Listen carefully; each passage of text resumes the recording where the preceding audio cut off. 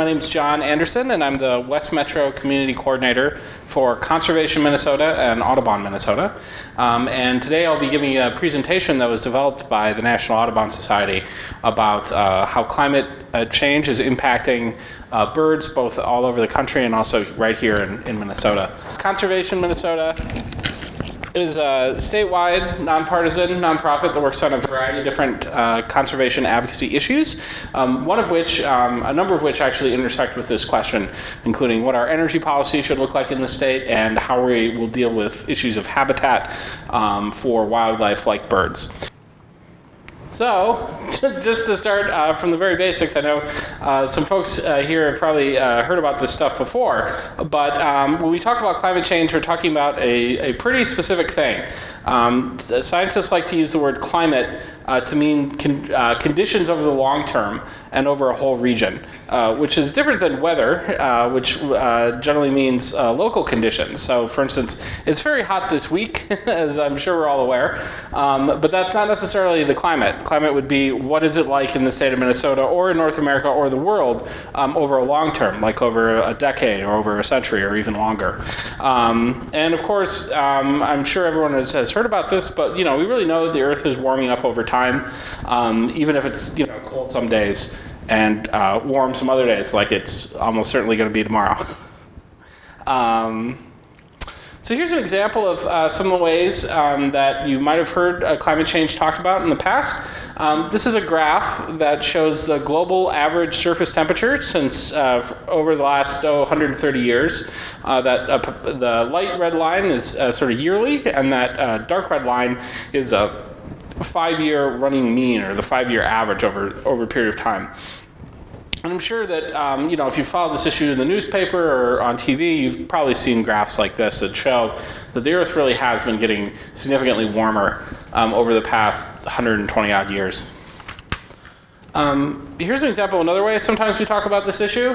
This is a map that was developed by the National Oceanic Atmospheric Administration's Climate Data Center, and this is for the average land and ocean temperatures all over the world in September of 2014, a sort of snapshot in time. And basically, the warmer the red square is on that map, the warmer it was for that month, for that period of time. And then blue would mean cooler than normal. So it's pretty obvious you're seeing a lot of red and pink in this sort of slide, which again is telling us what conditions were like in September of 2014. And this isn't just a big global issue. It's something that's having a major impact right here in our own backyard. The photo on the left there, that is from the Duluth area flooding back in the summer of 2012. That was considered a 500-year flood, which means on average, flooding like that should only happen, twice every 1,000 years. So it's pretty remarkable that, in our own lifetime, we've seen an event that rare. You might have remembered it when the penguin escaped from the zoo and was sort of careening down Duluth streets. The photo on the right there is the photo of the University of Minnesota's Medical Center in downtown Minneapolis, right by Riverside and Cedar Avenues. And it had a huge landslide 2 years ago on the bluff there that was caused by essentially massive amounts of rain that had been going on for a very long time. And both of these events were pretty destructive. The road down by the hospital is actually still closed. They're still sort of rebuilding that cliffside. And the Duluth area flood caused $108 million in damage just to public infrastructure and public utilities. That's not even counting the huge amount of damage it caused to private property as well. So, what does this have to do with birds? Well, when Audubon scientists started looking at what birds are telling us, we're learning more and more that birds are a great example of some of the changes that are happening due to climate change right now. And they're actually visible in our backyards and in our daily lives. Historically, the robin, which I hope everyone knows that's a robin, was seen as the harbinger of spring. It was a bird that, when it finally came back in March or in April, it was sort of telling you that spring was coming. But increasingly, what we're seeing here in the state of Minnesota is that American robins are spending year-long actually here in Minnesota because it's warmed up enough during some winters that they don't necessarily even need to migrate down south. And so Audubon scientists have really been looking to birds to better understand climate change, and it's also just a great way to see in really real terms the impact that it's having here in our communities. So here's another example. Can anyone identify the bird on the right? Yeah, it's a red-breasted merganser.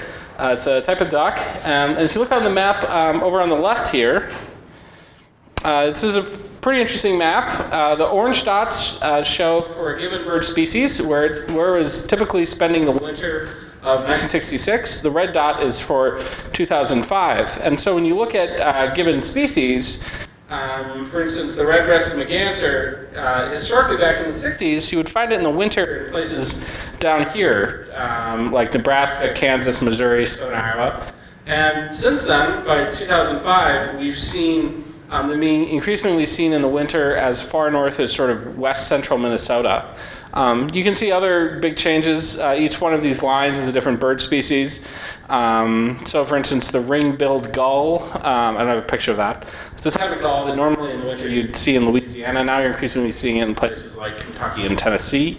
And there's also examples of birds shifting their range considerably from east to west. So the boreal chickadee used to be seen more in the winter in the Ontario area, and now it's being found way over here in, I think that's Saskatchewan, which is I think that's about 1,000 miles or so, which is a pretty significant change.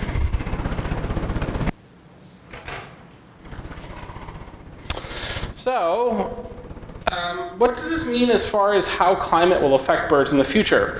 Well, that's actually a question that Audubon scientists were asking when they came up with the report in this presentation. So right now, we have bird field guides. I'm sure most people are familiar with those, the books that have a range and what a bird looks like and, sort of daily habits and what a diet might be.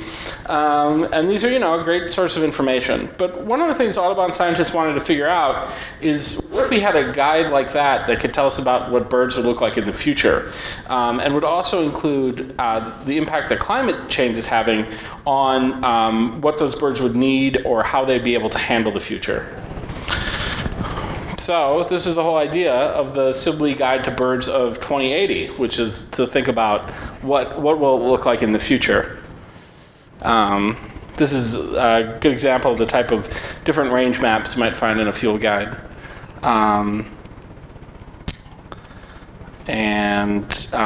This is that green map over there is the sort of the distribution of where habitat can be found for a given species. So today I'm going to talk about three major tools for conservation. The first one is what's called a modeled future climate suitability map, which is a scientific term to say a prediction for where a bird would want to live in the future based on how the climate has changed. Secondly, I'm going to talk about climate sensitivity lists, which are lists that were developed by Audubon scientists to say which bird species in North America are most at risk when we're talking about big changes in climate. And finally, I'm going to talk a little bit about climate prioritizations and what that means for the conservation work that goes on here in Minnesota.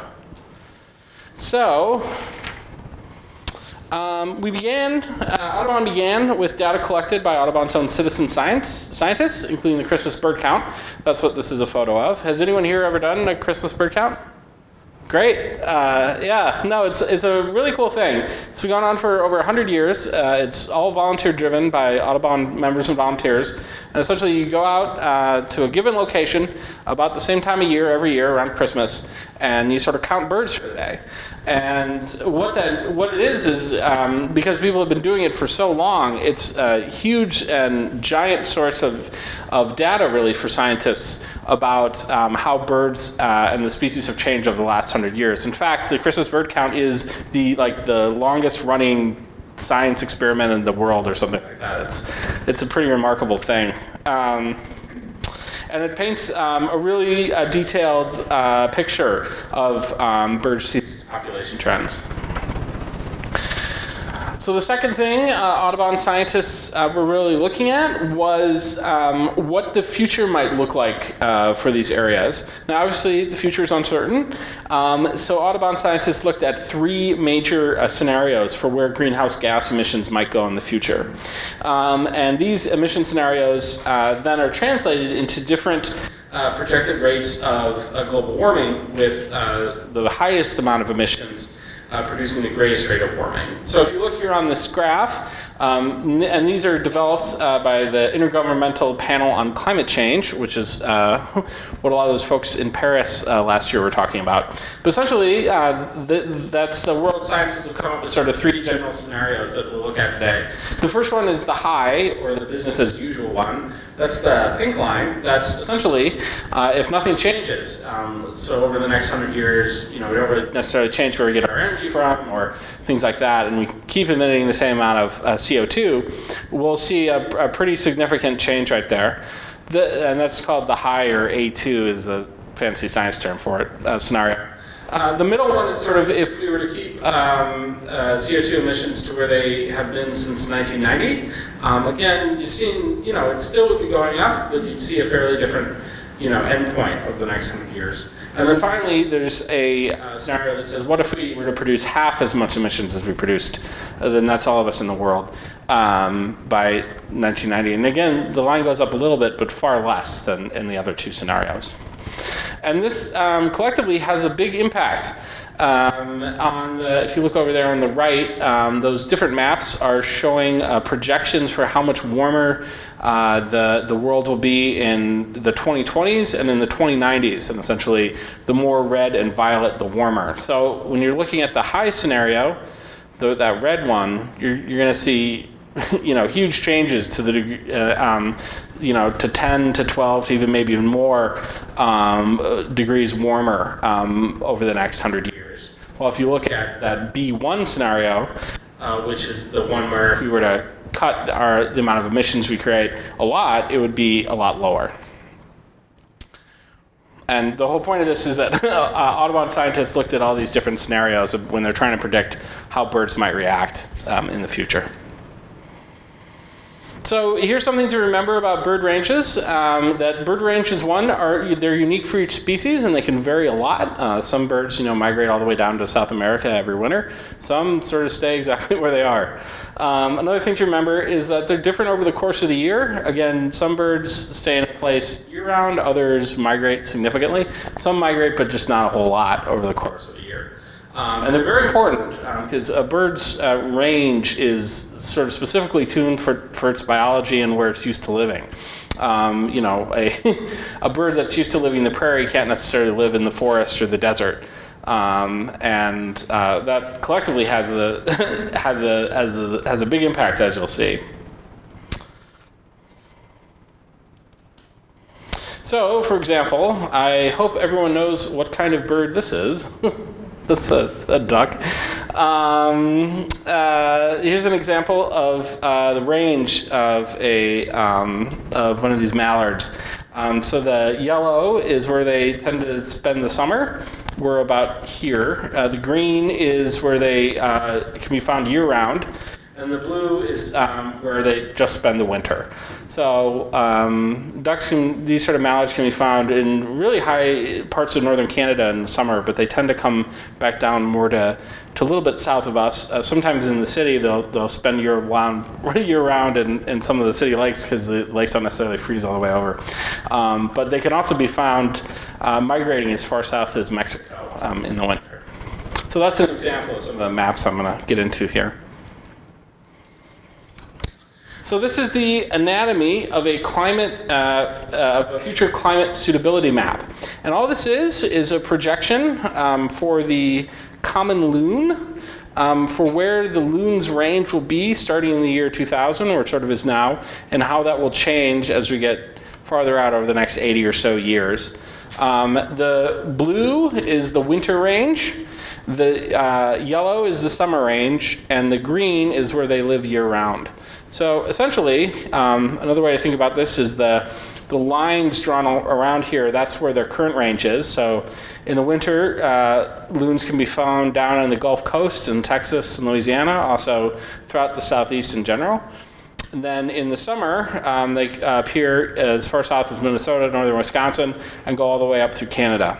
And what this map is telling us is that the projection for the loon is that as we get farther and farther out, this range, their climate range will shift north out of the south and up into the middle part of the country, while the summer range will go incredibly far north, all the way up into, the Yukon territory, very far northern Canada up by the Arctic Circle.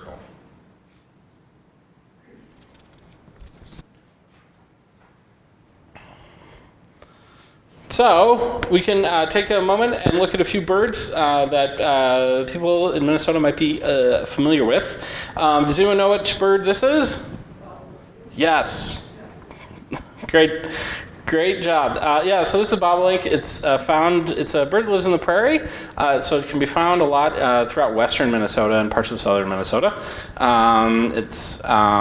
If you want to look at its range here, there's only yellow on this map because a bobolink is actually neotropical. It actually spends its winters in Central and South America. It's pretty amazing. This small little bird can fly all the way to Brazil and Venezuela and that sort of thing. So this is the range of the bobolink as it is right now inside this line, and this is how it's projected to change over the next, between now and 2080. And the problem here is that as that range shifts north, as the climate changes, for a species that's adapted to live in grasslands, it's going to have a hard time trying to live in the dense forests of northern Canada. And it's, this is a type of bird that's used to living in the prairie, not in dense forests. And so it's going to have a hard time finding places to find food or places to nest that climate change would force it to move to. So here's just a freeze frame of where it's projected to be by 2080. Again, sort of out of Minnesota and the Dakotas and up into northern Canada, even as far north as Alaska, which is pretty amazing. And then I really hope everyone knows which bird this is. This is, again, the loon. This is our state bird. And here's, again, those projections for the loon. Sorry. So again, the problem here for the loon is going to be that this is a bird that's specially adapted to live in water, especially in winter where they live on the coasts in Florida, Texas, and Louisiana. And so the big problem here is that as their range shifts from those coastal areas with lots and lots of water and wetlands and things like that to the center of the country, the loon's going to have a very hard time finding good habitat there. There's just not as many lakes in places like Kentucky or Illinois or Indiana. And there certainly isn't any ocean there. So that's what would probably happen in the summer. And we'd also know, again, in the winter, and then in the summer, we would see their range shifting enormously farther north, up into the areas by the Arctic Circle where it's sort of, the land is tundra. It's not even a forest anymore. And the loon would also probably have a lot of difficulty adapting to live there as well. So here's a third and final species. Does anyone know which bird this is? Yes, American white pelican. And we actually have a special relationship with the American white pelican here in Minnesota. Our state actually has 20% of its breeding range for the entire global population. The reason for that is that the pelican is specially adapted to live in water and does its nesting and breeding in really shallow lakes. Which you can find a lot of times in western Minnesota and the Dakotas. Sometimes they're called prairie pothole lakes. But sort of small, very shallow water is where it's used to living. So looking at its range would change. Again, its winter range would go a lot farther north, similar to the loon. And unfortunately, a lot of its current summer range, that yellow, would move out of the state and would shrink in size fairly significantly, which would be a major challenge for it. As those sort of bodies of shallow water aren't necessarily in the sort of new places. They don't necessarily have as many of those lakes in other parts of Canada and that sort of thing. So that was the climate suitability maps. Next I'm going to talk just a little bit about climate sensitivity lists. And these climate sensitivity lists were lists that were come up with by Audubon scientists to try and think about which of the bird species that would be most impacted by climate change. They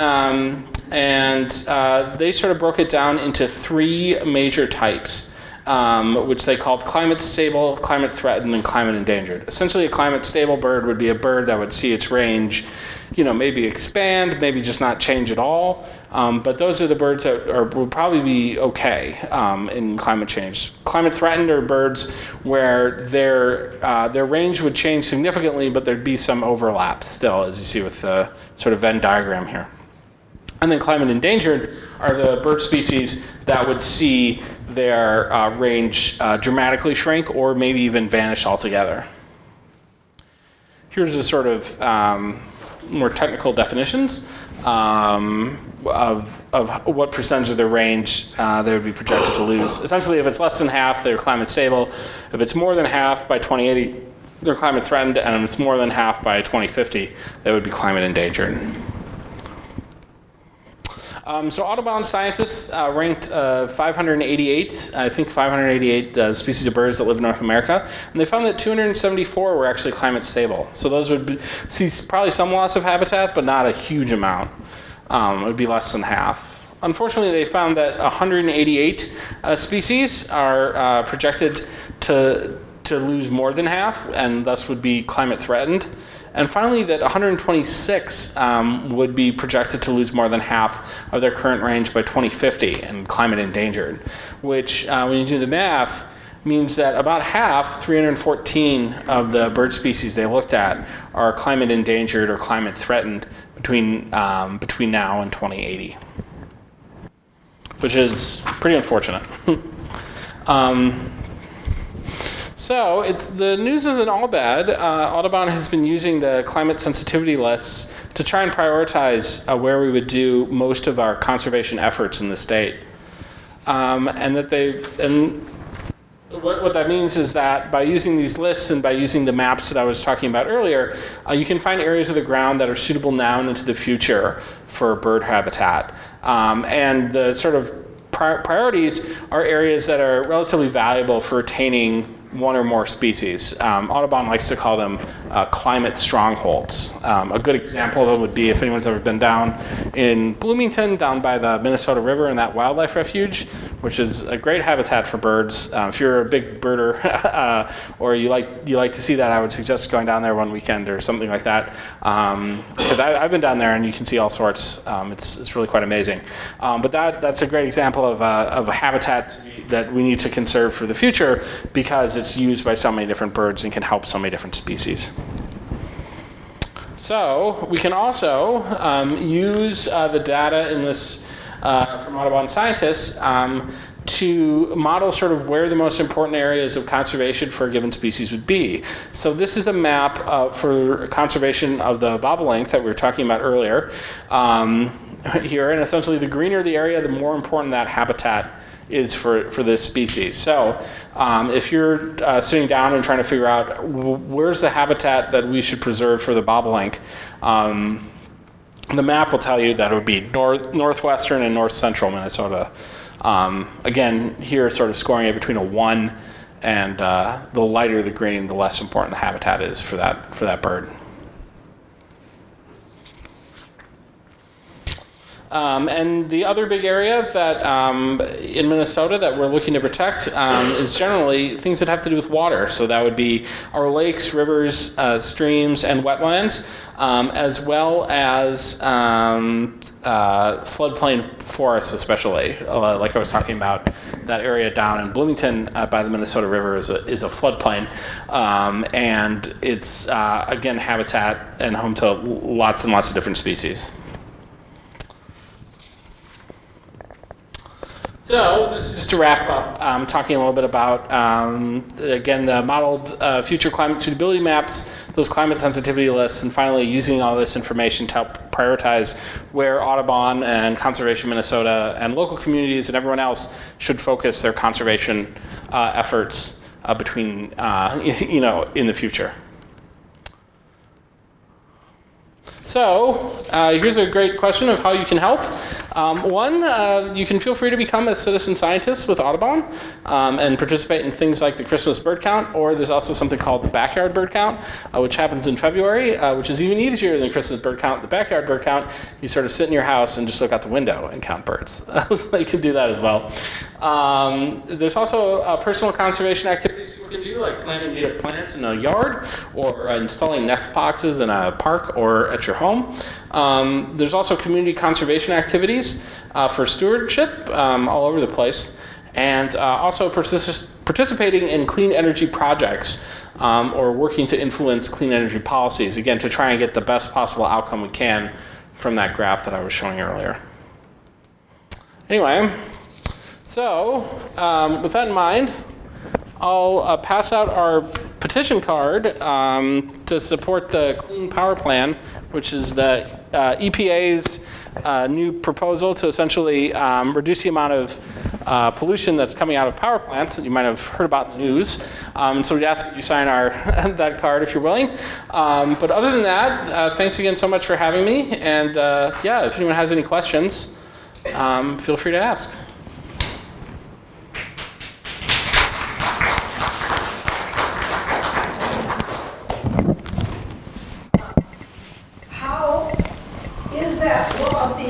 Enforced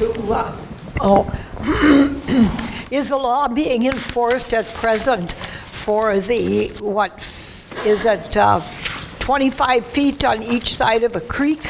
Oh, yeah. So that's a related issue.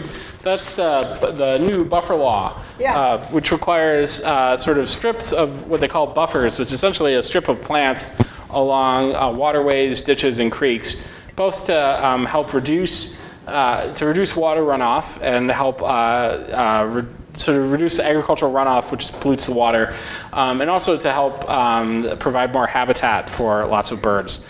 That is a sort of ongoing process. There's a new law that was officially signed into law this legislative session that the DNR is now sort of rolling out, that will happen over the next couple years. So the DNR right now is figuring out which ditches, and there are, you wouldn't believe it, but there are a lot of ditches in the state of Minnesota. They're figuring out which ones would apply to that and sort of mapping that whole issue. And that will start sort of, I think the next big date is in the fall of 2017 is when everyone has to start complying with those buffer regulations. So it's something that's being implemented right now.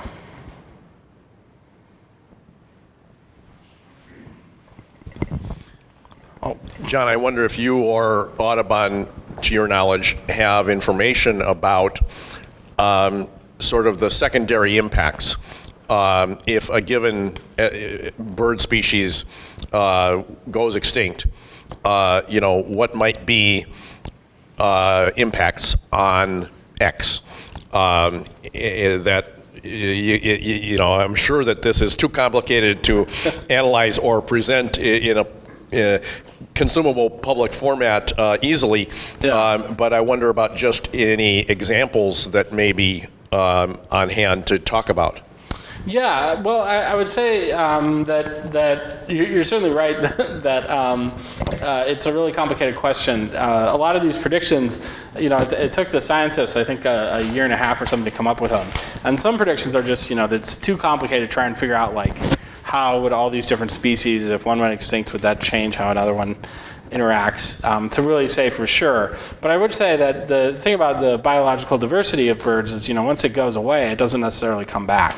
So, whether you want to sort of, the classic example of the passenger pigeon, which was sort of hunted to extinction, and, it's never going to come back. That's the big problem, is that you can't necessarily ever get them back. And then the other big thing to say is you don't necessarily know how they would interact or anything like that. It's just a really hard thing to predict for the future.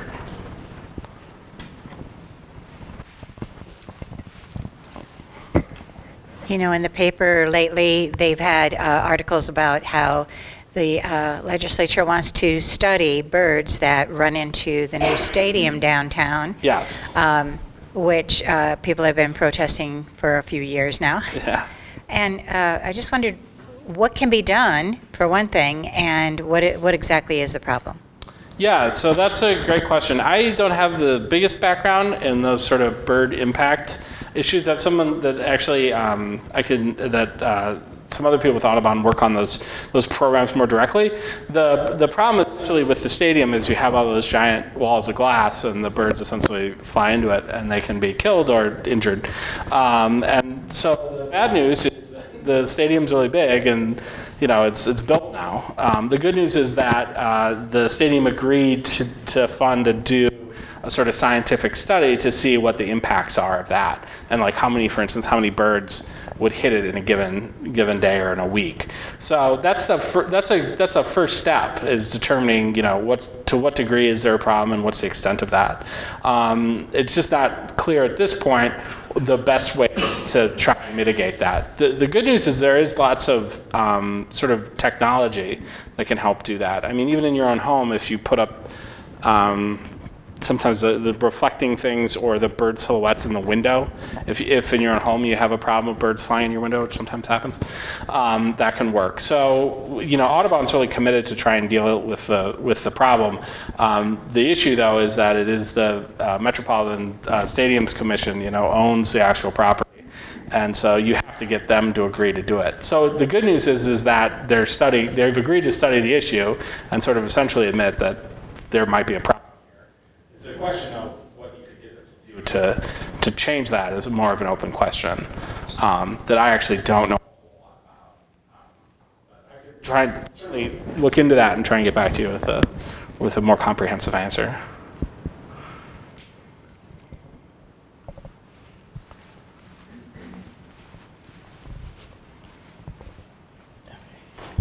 You mentioned in your climate projections, one of the things you mentioned was if we get more conservation, if we cut our emissions by half the amount and things like that. Yeah. There's only one problem I have with that issue. That's kind of a conservation kind of theory, and the mindset is good. There's only one issue, though, that you didn't mention in all of this, and that is there's a growing human population. So if the population doubles, even if we're able to have it, it will still remain the same because our human population is increasing. Yeah. So that was one that it was interesting, it wasn't even on your survey list. And I mean, you probably don't want to get into the politics of what all the issues are, but it's amazing to me that we have the ability, the knowledge, and everything to know about birth control and things of this sort, and just, we don't need this. Families is big enough, we don't have farms the way we used to, and it's the one issue that I find we no longer even mention at topics like this. So No. it might be political, I realize, and so on. But I'm just mentioning it because I find it very interesting. Okay. Thanks. I think what that is how much each person in our culture consumes. Yeah. Instead of, well, we're using more energy efficient cars, but I still see a lot of big SUVs on the road. Yeah. And so I think I've heard comparisons to how much of an impact somebody from some of the other countries, maybe India, has versus the United States. And the United States, with half the population, uses an awful lot more energy and resources.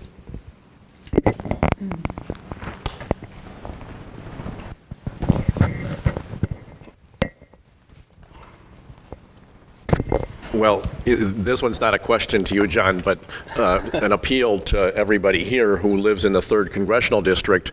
Our Congressman Eric Paulson just voted the wrong way again last Wednesday on something related to the Clean Power Plan. There is a bill for funding the EPA in Congress, and the House put an amendment on the bill that would disallow the administration from using any money for what's called the Clean Energy Incentive Program. And the Clean Energy Incentive Program is what EPA would use to assist states that want to implement the Clean Power Plan. Even now, while Clean Power Plan is on hold in certain states where they've taken it to court to put an obstacle in the way of it, but other states like Minnesota want to move ahead with the Clean Power Plan, but the Republicans in Congress, at least in the House, passed this provision that would block the EPA from assisting states to work on their Clean Power Plan. And there were 20 or 25 Republicans this time that deviated from the party line and voted against this block of funding for Clean Power Plan initiatives. Is this a political Okay, thing? so I'm just saying this information about something that a vote that happened last Wednesday, and I think if you support the Clean Power Plan, another thing to do besides sign this petition is to call Congressman Paulson's office and complain about that vote. Okay, well, thanks again for having me, and I'll stick around, and if anyone has any questions and wants to chat with me individually, feel free. Otherwise, thanks again, and it was great being here.